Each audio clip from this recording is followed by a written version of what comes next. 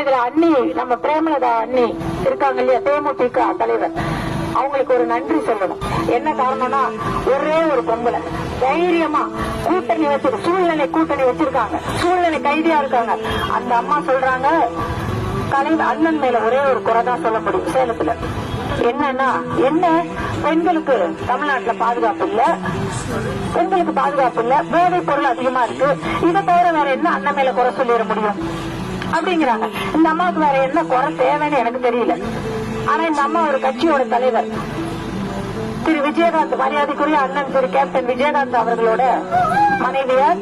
அவங்கதான் இன்னைக்கு போய் அவரு எந்த அளவுக்கு அவரை இந்த திமுக நோகடிச்சதுன்னு தெரியும்.